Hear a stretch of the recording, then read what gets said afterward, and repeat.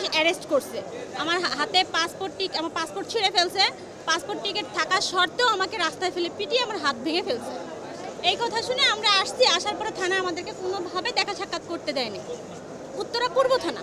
আমরা রাত্রে আপনার 3টার দিকে একবার গিয়েছিলাম বিকালে, আবার রাত্রে 9:30টার দিকে গিয়েছি, আবার রাতে 1:30 বাজে গিয়েছি।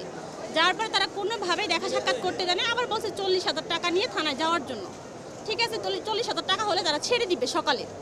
আমরা টাকা নিয়ে থানায় যাওয়া সত্ত্বেও আমাদেরকে কোনোভাবে অ্যালাউ করা হয় নাই। প্লাস আমার শাশুড়িকে, সে তো সঙ্গে এখন এখানে নাই, এমন বাড়ি দিচ্ছে এইখান থেকে এই পর্যন্ত তার একবার জখম হয়ে গেছে পুলিশ। মানে ওই গ্যাঞ্জামের এমন টাইমে আমরা গেছি ওইখানে থানায় যাওয়ার পরে অনেকগুলো স্টুডেন্ট আসছে, স্টুডেন্ট এসে বলছে তাহলে এই লোকটা বিদেশ যাবে, বিদেশ যাত্রী, তাহলে এই লোকটাকে আপনারা ছেড়ে দেন। এই মুহূর্তেই কে বা কারা জানি ইট পাটকেল ঢিলা মারছে, ঢিলা মারার পরে সে আমার শাশুড়ির বাড়ি মারছে, বাড়িতে আমার শাশুড়ির এই পাশে পর্যন্ত লাগছে পুলিশ। তারপরে বললাম যে আপনারা 40,000 টাকা নিয়ে আসতে বলছেন, আমি 40,000 টাকা নিয়ে আসছি, তারপর আমার হাজব্যান্ডটাকে ছেড়ে দেন। আমার বাচ্চা বারে বারে বলছে যে আমার বাবাকে একটু দেখতে দেন, তাও দেখতে দেয় নাই। আমার পাসপোর্টটা ছিঁড়ে ফেলানোর কারণটা কি? তার তো কোনো অন্যায় ছিল না, সে ট্রেনিং শেষ করে আসতেছে এবং কি তার 20 তারিখে ফ্লাইট ছিল। তারপরে পুলিশ আর আমাদেরকে কোনোভাবে অ্যালাউ করলো না, আমাদেরকে দেখাইলো না। আমরা এতবার দেখতে চাইলাম, দেখতে যাওয়া সত্ত্বেও সে আমাদেরকে কোনোভাবে দেখাইলো না। না দেখার ফলে সে পরের দিন আমাদেরকে বলে আমরা কোর্টে চালান দিয়ে দিচ্ছি। তা আমরা বললাম যে আপনারা টাকাও চাইলেন, কিন্তু সে টাকা নেয় নাই। টাকা চাওয়া হয়েছে আমাদের কাছে 40,000 টাকা। আবার থানায় গেছি, পরে বলে কি খানকির বাচ্চা এখান থেকে যা লাথি না খাইতে। তা আমাদের এখানে অন্যায় তো কোনো অন্যায় ছিল না।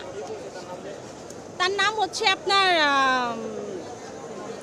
মোশারফ, আইডি কার্ডে ছিল সে এসআই নাকি সেটা জানি না, কিন্তু এখানে একটা ব্যাচ ছিল, ব্যাচে তার নাম লেখা ছিল মোশারফ।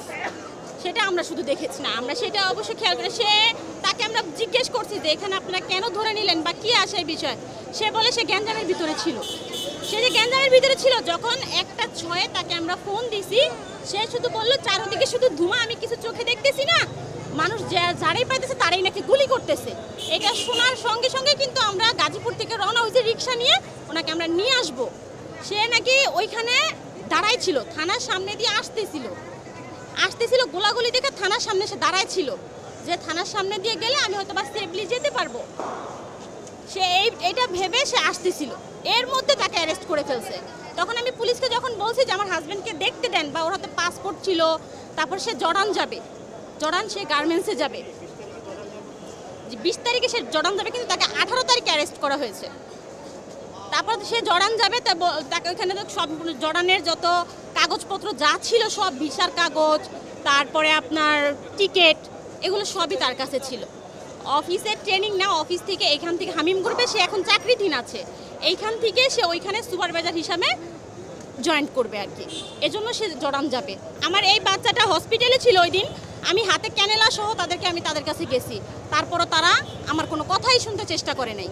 দৈনিক 5,000 টাকার ওষুধ লাগে, আমি ওনাদেরকে কাগজপত্র পর্যন্ত দেখাইলাম যে দেখেন আমার এই বাচ্চাটা, ওর বাবা যদি ভিতরে থাকে তাহলে আমি কিভাবে আর চিকিৎসা করব। একটা মাস ডাক্তার আমাকে দিয়েছে প্রত্যেকটা ইঞ্জেকশন 4200 টাকা। ওর বাবা যদি ভিতরে থাকে তাহলে আমরা কিভাবে কি করব?